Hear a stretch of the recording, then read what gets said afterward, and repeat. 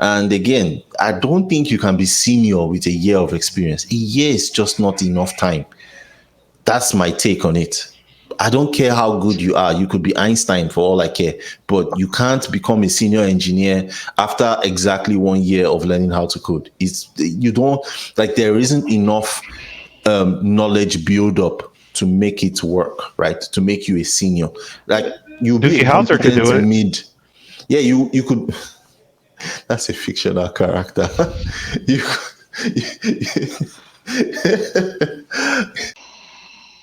gotta press record. We're live. How's it going, Scott? Mark, you I'm good. I'm good. Yeah. trying to get So, this. what are we talking about today? You know, we've been talking about the business of software development. I mean, that's what this whole like tech conception channel is about, or at least it's supposed to be about. Mhm. What if we talk about some quality assurance? What if we do a reaction video to when QA goes wrong? Yeah. Yeah. That's a good. I think that's a good topic we can hop on. The Do we have any comments that we want to read?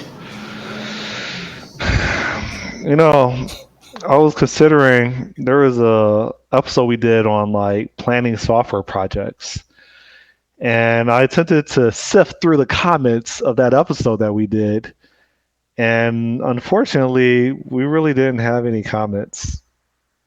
Unfortunately, Odie, Yikes. there's probably 80% of our episodes that we don't even have crickets. There's like nothing. So, yeah, I don't think we have any comments that are relevant to QA. All right, sounds good to me. So we are going to be talking about QA in particular.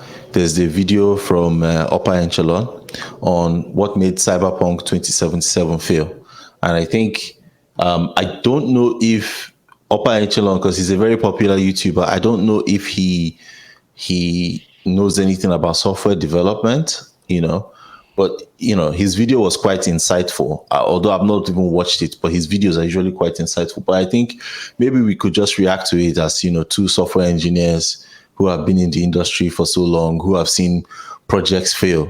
In fact, I would even argue that we've seen more projects fail than succeed. you know, you know. It takes cojones to admit that. And our well, you know what? Like I was surprised that Scott Blashin in our last video, he admitted where he related the experience that he had with event storming, Mhm. and he was saying how I'm not sure if it was directly related to event storming, but he was saying how a project that he worked on failed, and I'm like, Scott Blashin worked on a failed project, like so. Uh, we hear about a lot of successes about everything, especially entrepreneurs. But I think what's more valuable that the community can actually benefit from is why things fail, right? Absolutely, And people absolutely. to man up and say, you know what, I was on a project that failed.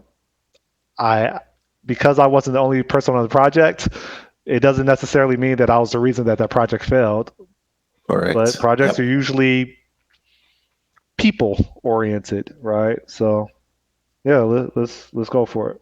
Yeah, so before we even move any further, like, Scott just referenced our episode we did with Scott Lashin. Yeah, give us some love, like, subscribe, follow us so that you can get notified when we, post videos like that. We're trying to step up our game. We've been doing that consistently. And yeah, the feedback has been great, actually.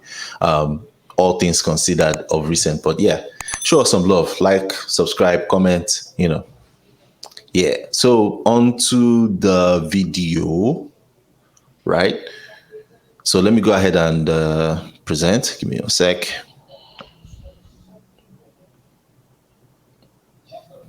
All right. What made Cyberpunk 2077 fail? By Quantic Lab? All right, playing. Okay, today is possibly a very important video. June 23rd at precisely 9:34 a.m., I received an email. This email was from a whistleblower claiming to be an employee of Quantic Lab. For those that don't know, Quantic Lab is a QA testing company, an outsourced quality assurance company, to be precise, operating out of Romania. Initially intended to be a game development company, that business model proved unviable at the time, and a transition was made to quality assurance. Quantic Lab has a bit of a bumpy history. After bankruptcy early on, they were acquired by THQ Nordic and then in late 2020, finalized in 2021. You know, like when a boxer gets hit and like Yeah, the gut in 3 seconds pass and then they drop down miraculously, or yeah. they take a knee. Like that was a delayed reaction, right? Am I the only person that finds it fascinating that a business that was originally intended to be a software development shop decided that things weren't working as a software development shop?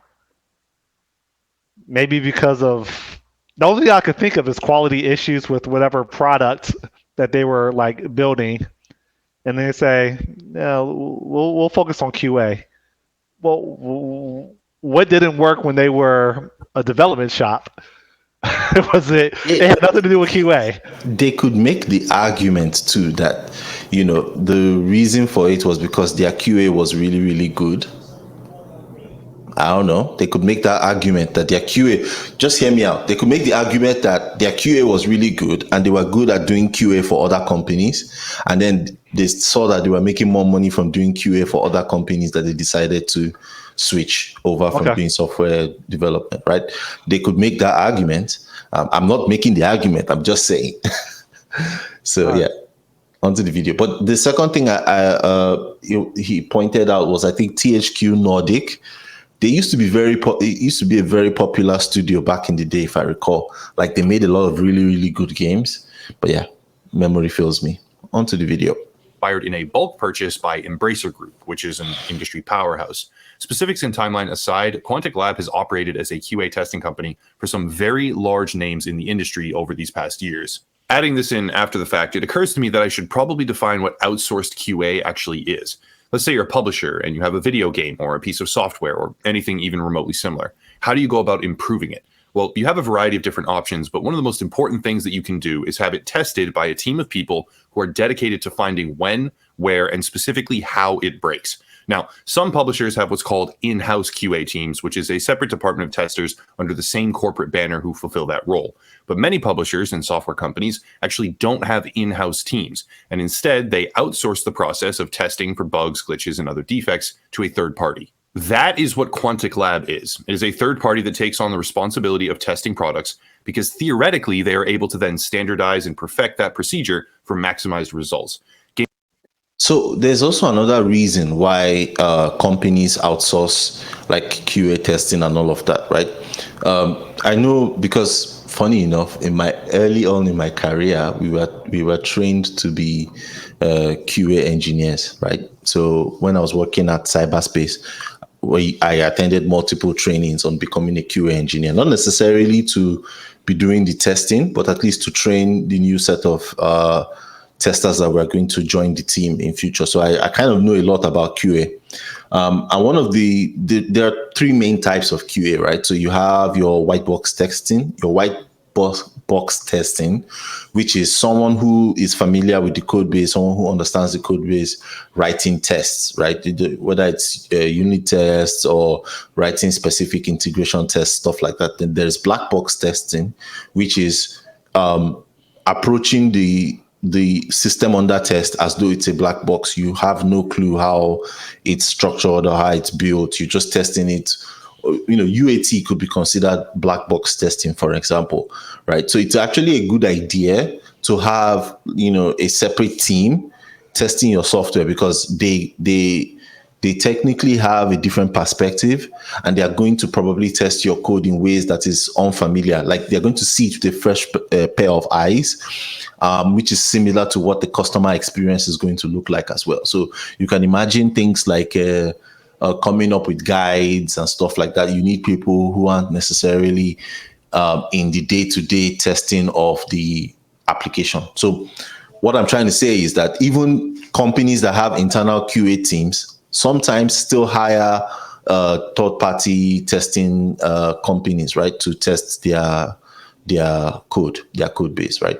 I know they used to do that a lot before, but I think recently the new hip thing to do really is to push the testing to the users, right? So have like a beta, have like some, people who, some of your user base opt in to being part of a beta program or something like that, and then use them to do the testing. But yeah, like that happens. I know Microsoft does it, Apple does it as well. But yeah. Game developers have a particular skill set, and quality assurance is actually a completely different skill set. So we don't expect, nor should we expect, that the same team who made the game itself does all of the rigorous testing required to ensure that it's ready to ship. Correct. That is what Quantic Lab does, outsourced quality assurance. According to their website, they have worked on titles like Witcher 3 Wild Hunt, Cyberpunk 2077, and a host of smaller projects as well. For today, we need to... So let me give you some context, right? What happened was Cyberpunk 2077, the previous game, The Witcher 3, was very successful. I played it, I enjoyed it. So there was a lot of hype about Cyberpunk 2077, right? People had already made pre-orders, there was just so much psych up. There were even like preliminary videos showing what the world would look like and stuff like that. So people who watched the videos were already hype, and they had already pre-ordered like multiple copies of the game, both on consoles. The game was initially made for the PS4, Xbox One era, but ended up getting delayed into the PS5 era, right? So people were so hyped for so long. And by the time the game launched, it was a catastrophe. Essentially all you've been seeing in the video so far are the errors that people were noticing in the game. So for example, if you scroll back a little bit, that motorcycle stuff you mentioned, right? So we don't expect, you will see glitches. The same team who made the game itself does all of the rigorous... Are you seeing the glitches?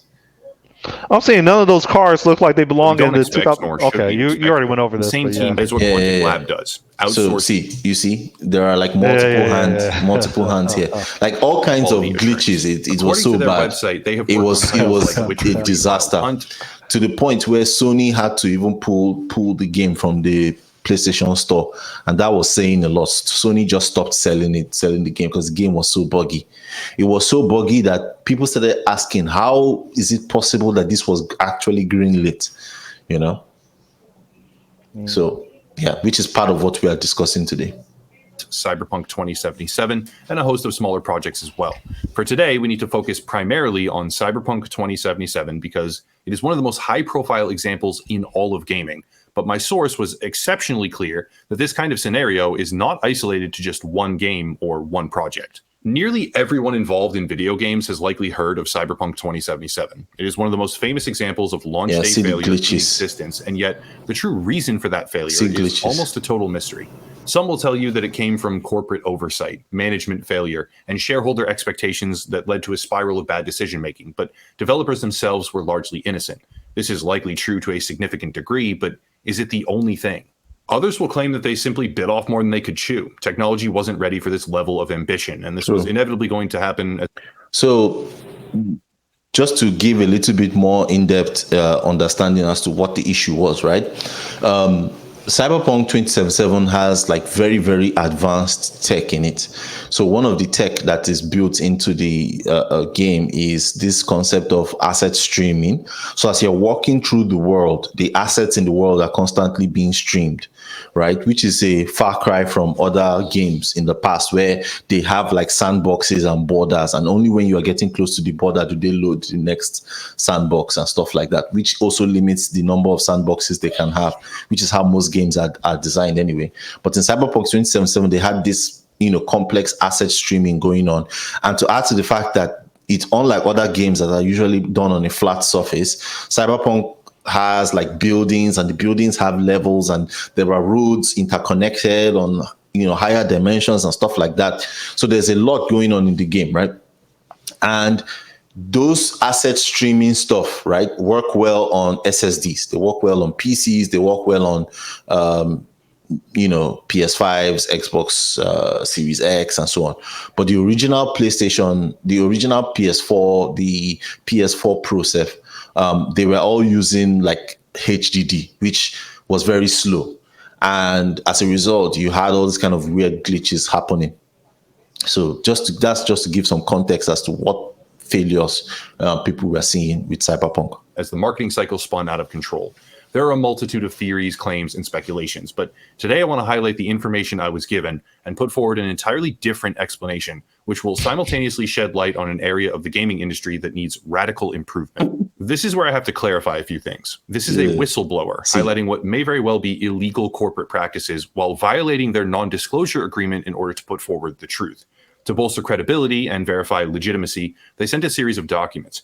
I've been able to examine a 72-page QA testing file, Quantic Lab human resources paperwork, workflow charts, production maps, detailed spreadsheets tracking productivity, and some additional documentation from very early in the QA/development process. These are blurred in totality because I'm fairly sure that they are confidential, highly confidential, and that basis could be used to take down the video if I show them directly. My subjective opinion from examining these files is that they are legitimate. The annotations seem real when compared to actual in-game missions, employee names, and dialogue. The timeline matches perfectly when compared to development roadmaps and the alleged issues, plus a few other things that lead me to believe that this person is exactly who they say they are and does have internal knowledge of the corporate and functional environment inside Quantic Lab. However, I do not have internal corporate memos or email chains and policy paperwork that mirrors the specific claims that they make in terms of illegal activity. That kind of information would almost certainly expose their identity right off the bat if showcased anyway, and the company allegedly has extremely tight control over what you can and cannot say, with strict and very aggressive non-disclosure agreements, as well as security measures to prevent leaked material. So the point here is, I believe the source to be real. They have provided extensive evidence to support that fact, and have made serious claims about the quality of QA activities at Quantic Lab. With all that in mind, let's dive in. Cyberpunk 2077, as we are all undoubtedly aware, would encounter a tremendous number of problems before, during, and after release. But one of the worst and most damaging issues, according to my source, was quality assurance. Fourth quarter 2019 is when it truly began. Project leads were sent to Poland, interfacing directly with CD Projekt Red, and the initial team was given their task. One small issue. That initial team was intended to be composed of industry veterans, those with extensive experience in quality assurance who understood the process and workflow. But in reality, it was almost completely composed of what the industry calls juniors, who had less than a year, or worse, less than half a year of experience. CD Projekt Red was not aware of this. In fact, according to my source, they had been operating under the impression that they would receive a dedicated team of veteran testers, and most likely thought that this would contain some of the same people who worked on Witcher 3 Wild Hunt. In reality, those veterans had almost all resigned from the company, but CD Projekt Red did not know this. Wow, that makes a lot of sense. That makes a lot of sense. Do you get the gist of it? Do you have any comments?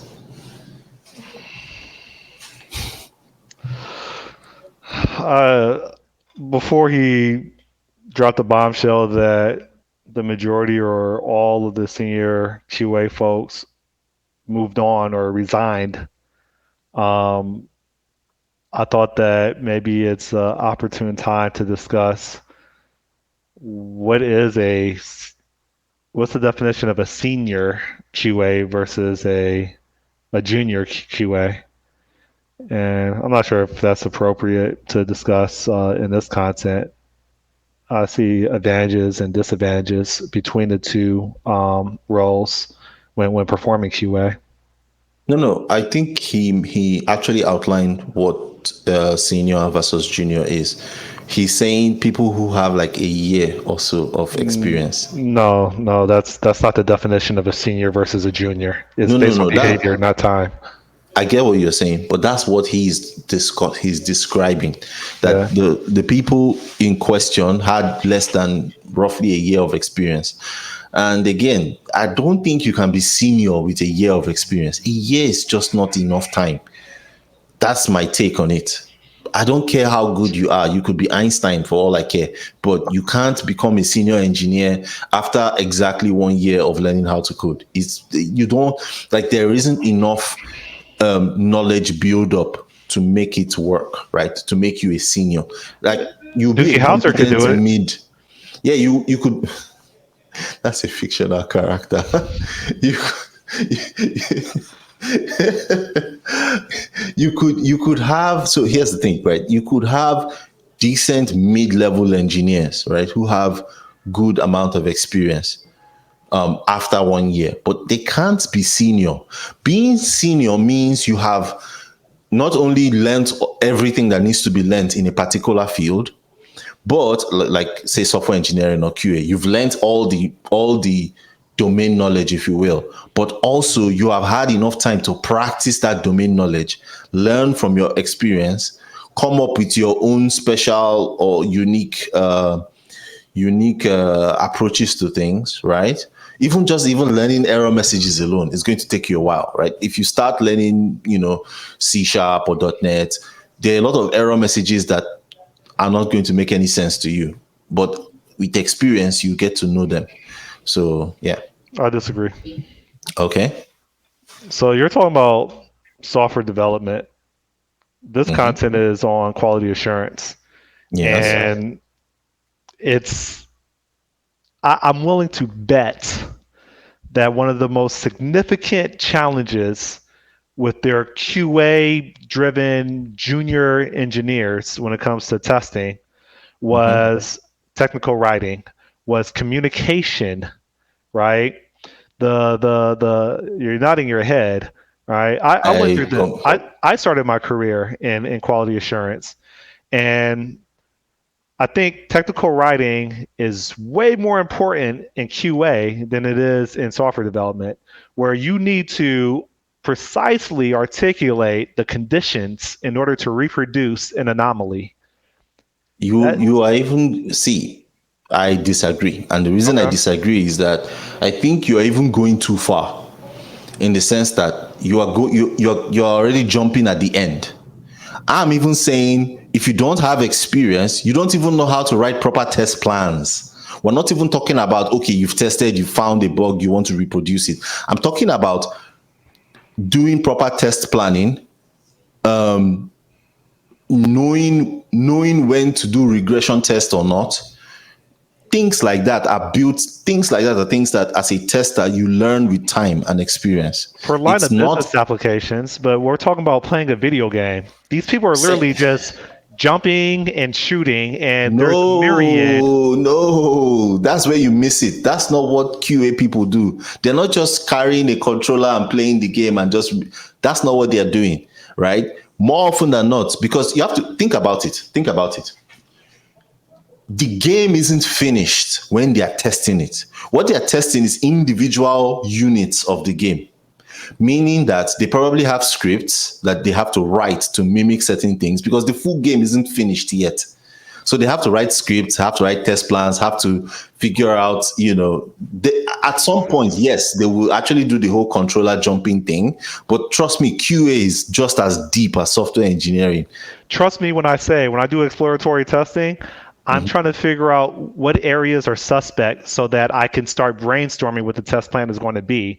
The areas where, like, if we're talking about a video game, like, you don't really need to write a test plan as the very first stage to play a game for 10 minutes and immediately for 5 minutes immediately know that there's hella cosmetic issues with the game, and then you put together a strategy. We could agree to disagree, but when you take into consideration the amount of time and budget, like, are you really going to put together this formal test plan, or are you going to go for your quick wins and focus on articulating with the right steps so that a developer can reproduce the issue based on time constraints? I think you underestimate the difficulty that we're talking about here. You really do.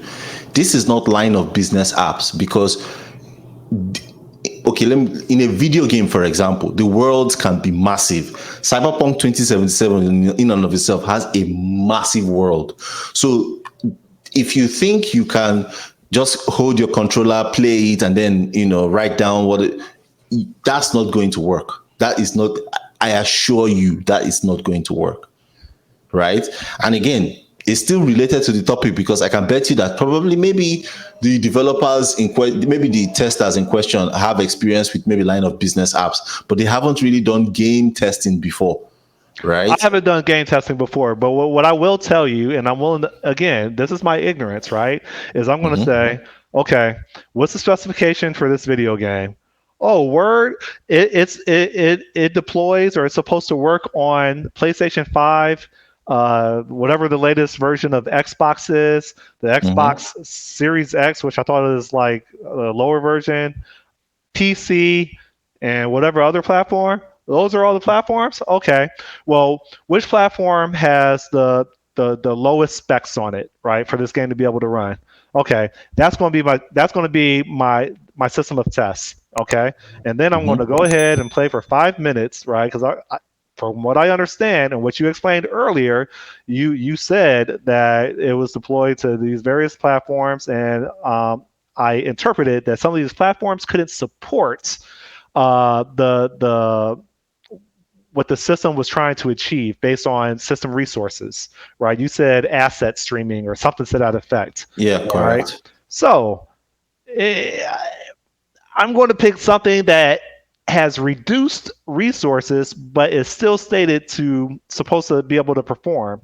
Like it's the greatest bang for the buck. That's what, okay. You still don't get what I'm saying. I get you, but where I'm coming from is that even if you nail down all those dependencies, right? The act of playing the game itself, because the game itself has some parts of it that are procedurally generated. The game itself has branching story parts and things like that. And if you're going to test the game, right, you can't afford to start playing the game from the very beginning.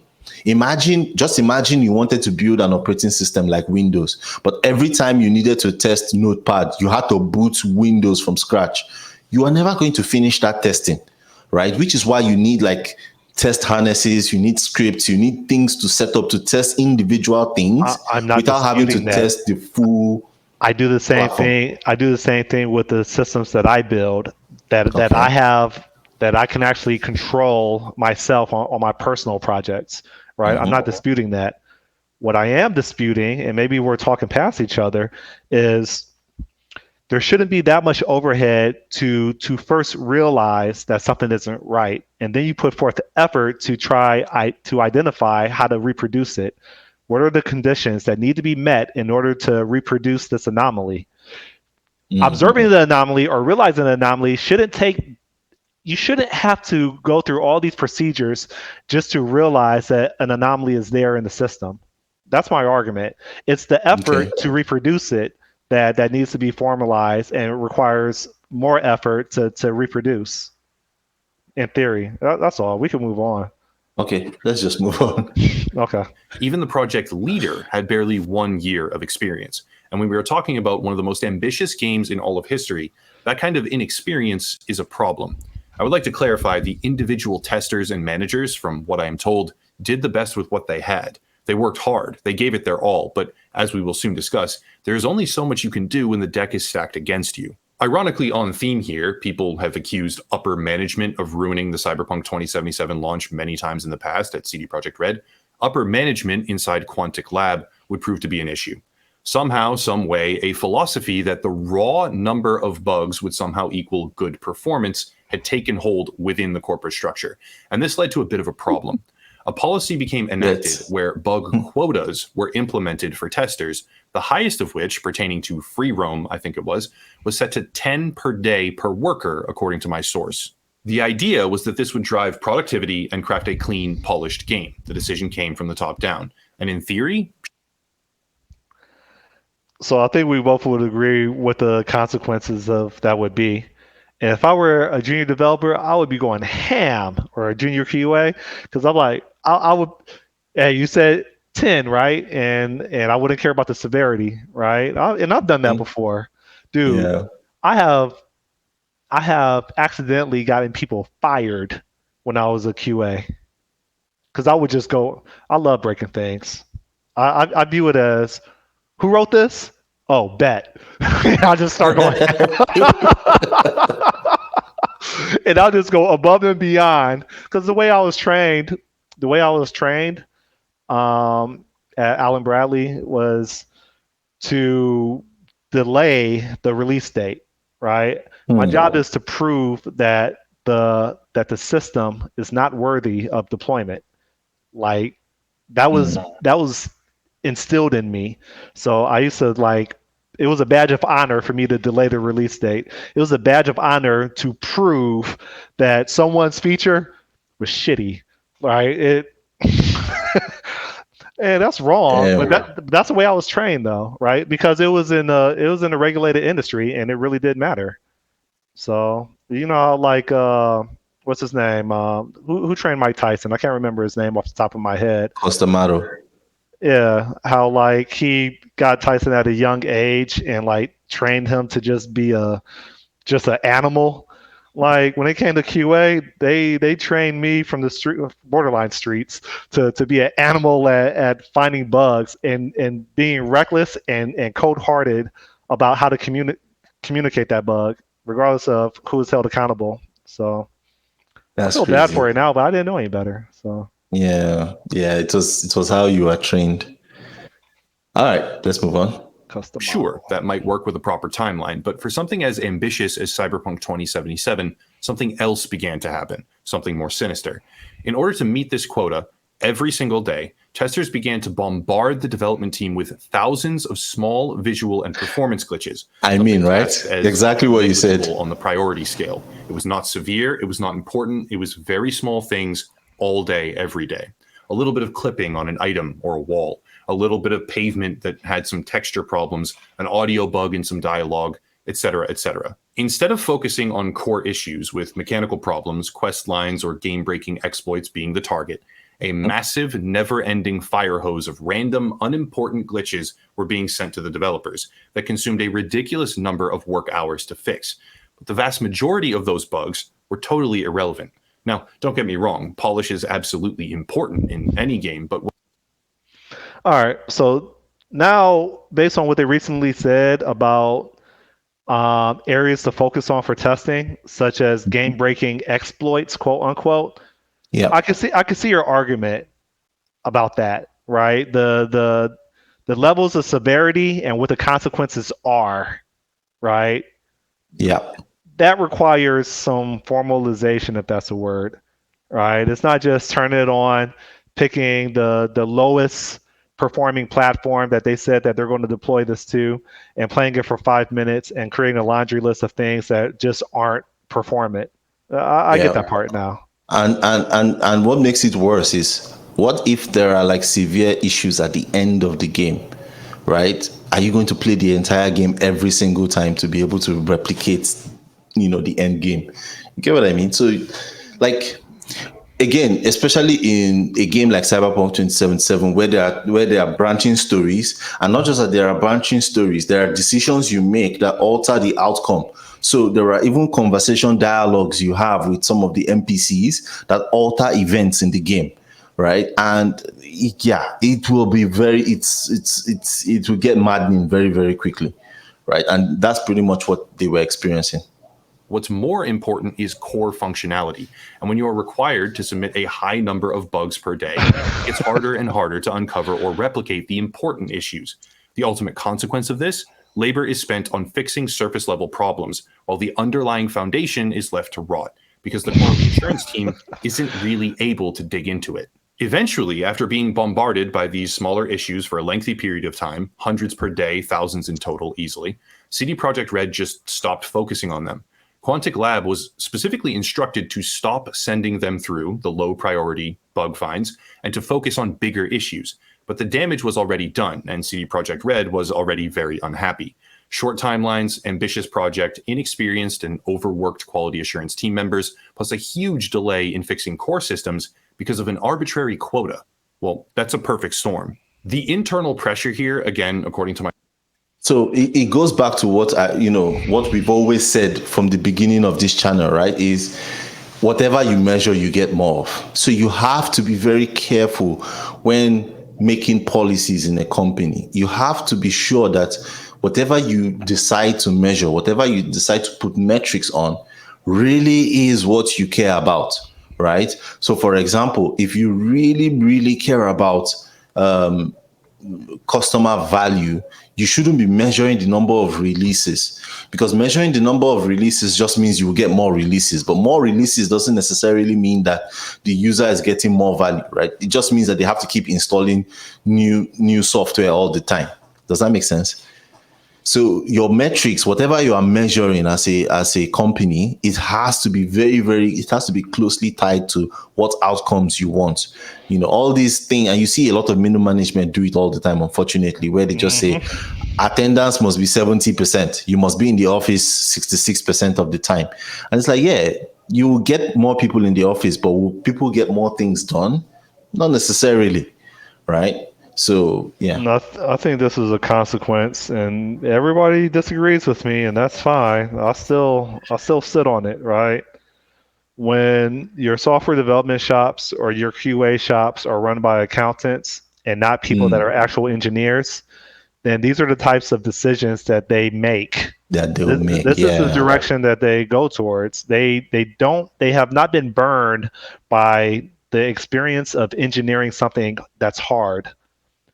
All they can do is say, what metric can I use that I can relate to?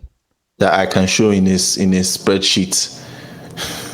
I worked on a SAFE project. What's SAFE? Like, I forgot what the acronym stands for, but it was Scaled Agile Framework something. And the VP or the CTO, they were at the end of each program interval, which I think was like every 6 weeks, they cared about the backlog being groomed. And that is what they focused on. They weren't necessarily focused on what it means to deliver value to the customer. They cared about teams having work by any means necessary. And it kind of like set a precedence of what the concentration should be on, right? And so management started obsessing over being busy more than they obsessed over the customer's experience. It was just, again, a prerequisite, I believe, that would make this industry, that will improve this industry, that people that manage the software development effort or even the quality assurance effort are actually engineers. Yeah, I've made this argument before, right? That you don't see accountants running hospitals for the same reason, right? Usually whoever is running the hospital has been a medical doctor or a surgeon or stuff like that. And the reason for this is that if you're not in the field, it's easy to make wrong decisions because of what your intuition is telling you should be the right decision, right? So if I go into, silicon manufacturing tomorrow and they make me like a head of a silicon manufacturing organization, the things I will focus on is based on my intuition of what it is we are doing, right?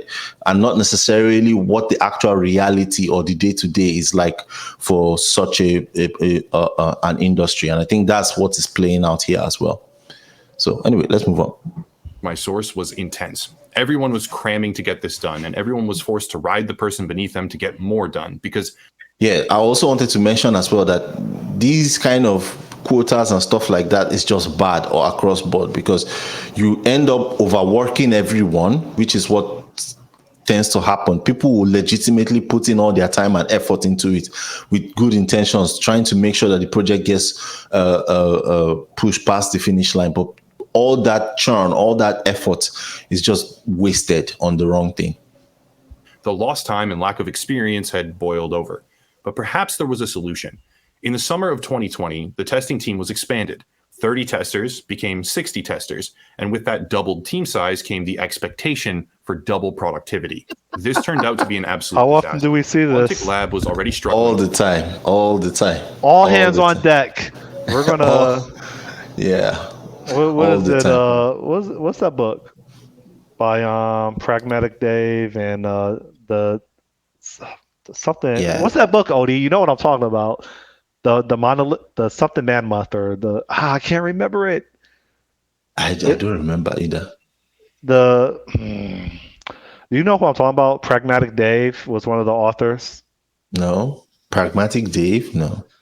Yeah, well, basically the analogy of regardless of how many women you add to the equation, the baby still takes 9 months, right? Correct.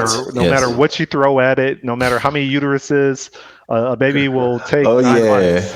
yeah. Right? Yeah, trying to split a pregnancy into 9 women so that it takes exactly 1 month. Is it Manolith Man Month? What is that thing called? Man Month. I can't remember the name of the book. The Monolith Man Month is the name of the book that had that analogy.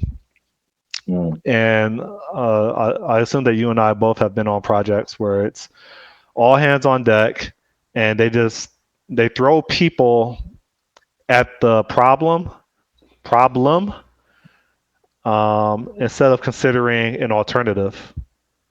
Yeah, we see this a lot in even in software architecture as well, right? Just throwing more instances at a problem doesn't mean you're going to have like faster turnout times. And in fact, you end up spending a lot of resources even just coordinating those extra people, right? So yeah, even if you double, so let's say you had 10 engineers and you doubled the 10 engineers to 20 engineers, you may only get maybe an increase of 1 engineer or 2 engineers, right? Diminishing in terms returns. of diminishing returns. So anyway. No. So Okay. what you said, like I lift, right? And I coined this quote, even if it's not popular, right? Every time you add someone to a project, they're going to be encouraged to make themselves relevant to the business, which in theory and based on my experience adds friction to what needs to be accomplished, right? Correct. Yeah. When you think that there should be more than one architect on the project and those architects are all peers and they all have the same scope of responsibility on the same domain, what do you think is going to be the consequence of that, right? So like adding more people they think is going to like accelerate. Instead, it just, as you said, it creates more overhead in regards to communication, and it adds more friction in regards to people challenging ideas that have already been established, discussed, but because they're added to the project, you got to start over and reintroduce them why that decision was made, why you're going down the path that everybody has agreed that they're going to go down. And you just have all these rebuttals every single time you add a new person. They need to be filled in on the history of the decisions that were made that led to the current state of where they're at right now, or where the project is at right now. I'm done. Yeah. Yeah, true. Fully staff all of their other projects, not just Cyberpunk 2077. So they were short on workers. These 30 new testers didn't come from other departments or games. They weren't industry veterans with any sort of experience. They were brand new hires, most of which had no prior knowledge of or experience with quality assurance. Some of them, the lucky ones, got 2 to 4 weeks of training, but some didn't. And for all their effort, and they did try to succeed, new employees in a field like that are not immediately useful. It takes time for them to understand the field. It takes experience for them to overcome obstacles and become productive eventually. So a team size doubling actually ended up hurting the overall project. Imagine having a team of functional testers that suddenly doubles in size, but the second half of that team doesn't know what the fuck they're doing. Rather than just working on the project, veterans and senior employees have to start teaching others. Train multiple of their coworkers in real time as they try to complete an already nearly impossible task. So I think in a previous episode, I don't know which one, we actually did agree on one thing, Odie, that projects tend to fail not based on a single decision, but on a myriad of decisions that accumulate over time. Correct. And, that was from the chess video we talked about, right? how Okay. chess relates to software engineering. And we said that, a chess game isn't often lost based on exactly one move. It's usually a sequence of decisions that makes you lose a chess game. Yeah. So the reason why I'm bringing this up is manage the software development effort and identify patterns that introduce or inflict unplanned work and have discussions on how to patch that so that those events stop occurring. And unfortunately, the most middle managers, they don't think that way, nor do they read books on those types of problems. It's just add more people. Let's add another meeting so that we can triage new problems that keep occurring instead of focusing on the root cause and how we can stamp that out. You can tell I'm speaking like what's the word I'm looking for? It's not sarcastically. I can't figure out the word, but I've been bitten by this so many times that I feel close to this. Yeah. Cynical, whatever that word is. Yeah, cynical. All right.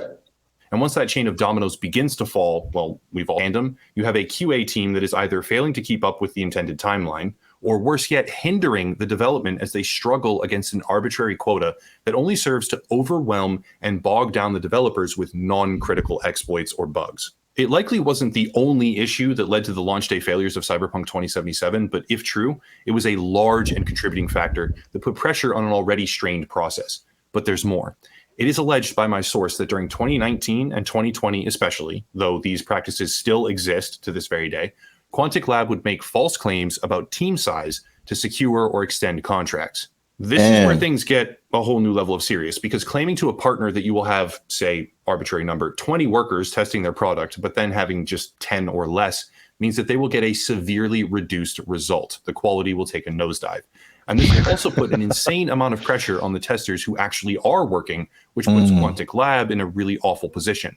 They have a multitude of partners, some public, some private, and when the quality of work is degrading as a result of lower team size than advertised, that would be an issue.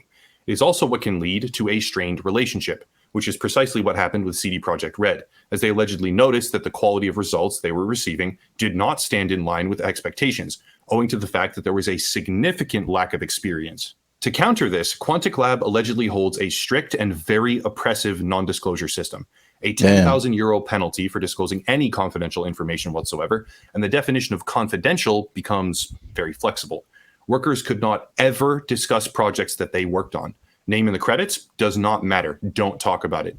Don't use it as a portfolio example, reference material, or mention your involvement for any reason in any capacity. Wow. Management would threaten legal action, force employees to take down any mention that they had worked on specific projects, and these oppressive systems succeeded in one critical way, by suppressing information about corporate malpractice. My source also described an atmosphere where dissent is not tolerated. Disagree, you'll be ignored. Disagree too loudly, you'll be reprimanded, and continue to disagree long enough or do even small arbitrary things that upper management disagrees with, you'll be coerced into resignation, which then stops any sort of internal change from ever happening. When it comes to blame, I don't believe it's my place to personally speculate. This person is the one responsible, that person should be fired, et cetera, et cetera. It's just not for me to say.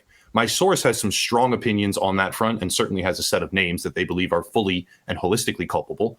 But summarized as an issue with upper management of the company, their ultimate goal seems to be spurring some kind of action to improve the company's culture and policy. Operating under the belief that all of this is precisely accurate, Embracer Group conducting some kind of internal audit would absolutely expose these issues and could very well lead to a better functioning environment.